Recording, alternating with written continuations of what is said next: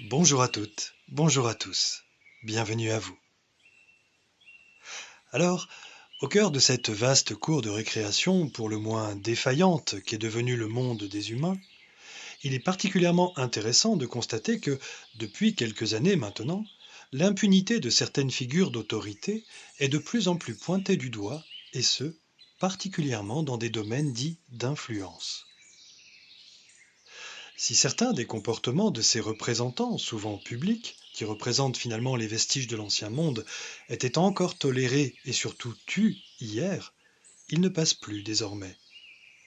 Cela signifie que la conscience générale, portée notamment par une sensibilité féminine généralement plus sujette aux abus de pouvoir, évolue plutôt favorablement, ce qui est assurément une très bonne chose.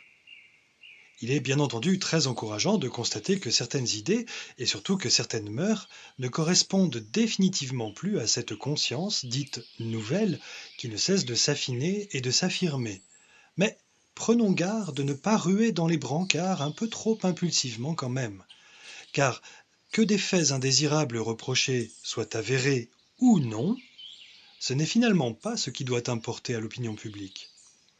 Les affaires personnelles doivent être en effet uniquement réglées entre les protagonistes concernés. Et si elles sont rendues publiques, ce n'est certainement pas pour que telle ou telle personnalité serve de défouloir émotionnel bien pratique à des excités en mal de lapidation. Verbale, bien entendu. Tout d'abord, à la décharge de toutes celles et ceux qui ont des faits à se reprocher, je pose cette question. Peut-on reprocher à un enfant, à qui l'on avait jusque-là tout autorisé, d'avoir inconsidérément repoussé les limites de l'acceptable? La question n'est-elle pas vite répondue, comme dirait le poète? Une des fonctions de ce qui se donne à voir est de nous inviter à nous positionner clairement et à réévaluer notre positionnement si cela est nécessaire. De là, chacun se doit dorénavant de considérer les choses avec davantage de hauteur et de sagesse, sans quoi il se verra retomber lui-même dans les travers émotionnels grossiers de l'ancien monde, celui-là même qu'il condamne. Avant tout, rappelons-nous que la réaction amène au détournement de sa propre création, donc au détournement de sa propre vérité et de sa propre détermination. N'est-il justement pas grand temps d'en finir avec ces dynamiques de foule, galvanisées et aveuglées, dans lesquelles on laisserait dangereusement et si facilement se dissoudre son propre discernement, ainsi que sa propre identité? En tant qu'être humain digne de ce nom, nous valons mieux que cela, non? Même si certains faits rapportés nous ramènent à des blessures intolérables d'injustice, nous devons établir une différence fondamentale entre la réaction primaire, émotionnelle, et la considération d'un problème à résoudre en profondeur pour qu'il cesse alors définitivement de s'exprimer. S'agit-il en effet de réagir de façon impulsive et finalement puérile, en fustigeant des coupables et en leur tombant dessus, à la manière d'une bande rivale qui ne ferait alors que participer à l'effervescence de la cour de récréation, à coups de tribunes, de manifestations ou même de guerre, ce qui ne serait effectivement aucunement un comportement adulte, sage et responsable, même lorsqu'il est question de la nécessité du rétablissement d'une cohésion, ici par le biais d'une justice de circonstance?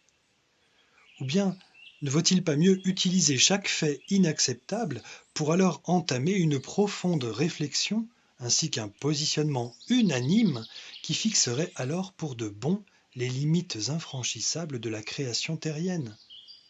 Non donc à partir d'une réaction duelle, puisque cela entretiendrait un inlassable combat subjectif entre le bien et le mal, mais bien plutôt dans une vibration à l'unisson qui aurait choisi en conscience et dans une véritable démarche d'harmonie à retrouver, de tourner résolument le dos à tous les comportements dysfonctionnels.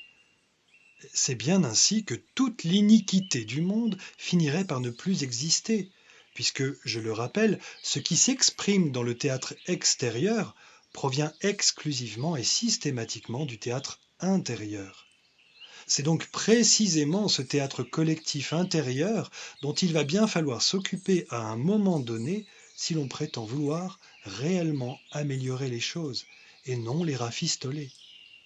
Et je ferai remarquer que cette démarche collective consciente et volontaire est l'exact opposé de celle qui est représentée par un nouvel ordre mondial, soi-disant salutaire, mais qui n'est rien moins que l'expression d'une logique de l'ancien monde, qui consisterait à faire marcher tout le monde au pas grâce à un consentement imposé, ou à une servitude volontaire si vous préférez. Pour l'heure, si les réactions épidermiques, c'est-à-dire émotionnelles, s'expriment malgré tout, elles n'en sont pas moins les très prometteurs et précieux indicateurs d'une conscience grandissante. Tout d'abord parce qu'elles nous permettent de comprendre à quel point les codes de l'ancien monde n'entrent plus du tout en résonance avec cette nouvelle conscience, et surtout parce qu'elles laissent entrevoir une véritable et farouche volonté de réappropriation de la dignité, de l'intégrité et finalement de la souveraineté de l'être.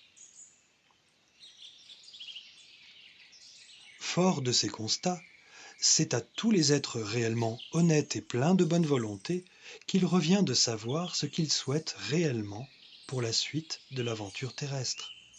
Et pour cela, il convient de pouvoir faire des choix éclairés, en conscience justement, d'abord pour se sortir des impasses de la dualité, et pour enfin se donner les moyens pertinents d'une création collective revue et corrigée selon des critères véritablement et profondément humains qui dépassent bien évidemment les caprices catastrophiques de certains individus ou de certains groupes d'individus diablement organisés. Cette création consciente salutaire, c'est ce vers quoi l'humanité se dirige, n'en doutons pas. C'est juste que le cheminement qui mène à l'évidence est encore un peu laborieux. À bientôt. Prenez soin de vous.